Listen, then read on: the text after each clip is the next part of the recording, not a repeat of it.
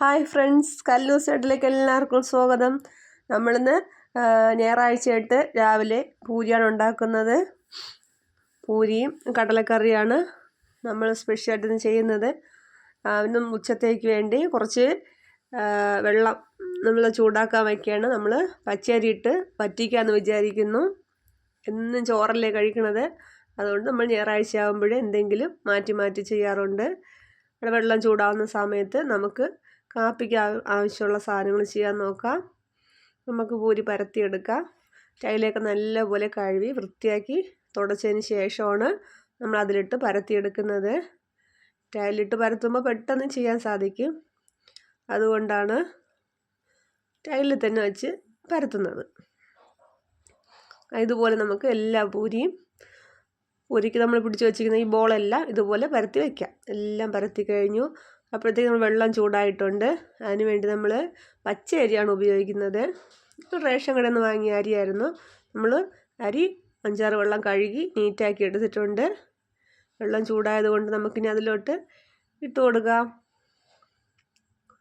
പെട്ടെന്ന് ജോലി കഴിയുകയും ചെയ്യും. നമുക്ക് ഇനി ഇതിലിരിക്കുന്ന അരിയും കൂടെ അതിലോട്ട് ഒഴിച്ചിട്ടുണ്ട്. നല്ലപോലെ ഒന്ന് ഇളക്കിയിട്ട് നമുക്കിതൊന്ന് അടച്ച് വെച്ച് വേവിച്ചെടുക്കാം. നല്ല വറ്റിച്ച ചോറാണെന്ന് നമ്മൾ സ്പെഷ്യലായിട്ട് നമ്മൾ ചെയ്യുന്നത്. ഇതെല്ലാവർക്കും വലിയ ഇഷ്ടമാണ്. അപ്പം അത് ഉച്ചയ്ക്കുള്ളതാണ്. നമുക്ക് രാവിലത്തേക്ക് വേണ്ടി പൂരിയെല്ലാം പരത്തി വെച്ചിരിക്കുകയല്ലേ, നമുക്ക് എണ്ണ ചൂടാക്കാൻ വയ്ക്കാം. അരി തിളച്ചു. ഇത് കടലക്കറിയാണ്. കടലക്കറി ഞാൻ എണീറ്റുടനെ തന്നെ വച്ചതായിരുന്നു കടലക്കറി. എണ്ണ ചൂടായി. നമുക്കിനി അതിലോട്ട് പൂരി ഇട്ട് കൊടുക്കാം. നല്ലപോലെ ഒന്ന് പ്രസ് ചെയ്ത് കൊടുക്കുമ്പോഴത്തേക്കും നല്ലപോലെ പൊള്ളി വരും പൂരി.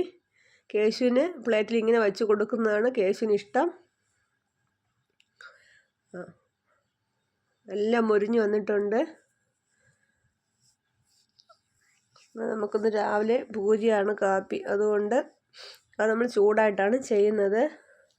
മാവൊക്കെ പരത്തി എല്ലാം റെഡിയാക്കി വെച്ചിട്ടുണ്ടായിരുന്നു. കഴിക്കാൻ വന്നിരുന്ന സമയത്താണ് നമ്മൾ ചൂടാറ്റി ചുട്ട് കൊടുക്കുന്നത്.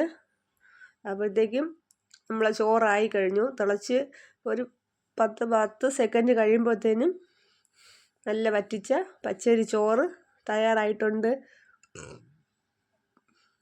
ഇനി നമുക്കിത് ഒന്ന് ഇളക്കി കൊടുത്തിട്ട് അതുപോലെ തന്നെ അടച്ച് വയ്ക്കാം.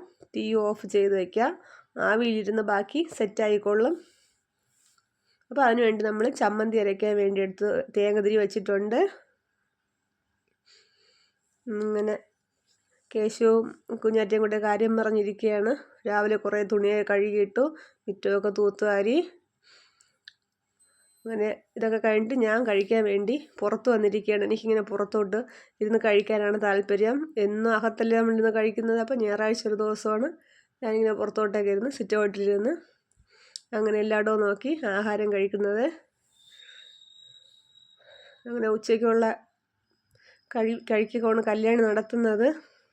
നമ്മൾ നല്ല പച്ചരി ചോറും തൈര്, നെല്ലിക്ക അച്ചാറ്, മാങ്ങ അച്ചാറ്, ചമ്മന്തിയും കൂടെ വെച്ച് കല്യാണി അടിപൊളിയായിട്ട് കഴിക്കുകയാണ്. നമ്മൾ കൊച്ചു കൊച്ചു വിശേഷങ്ങളാണിതെല്ലാം.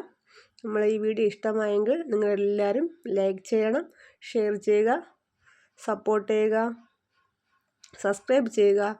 Okay, thank you, Tata.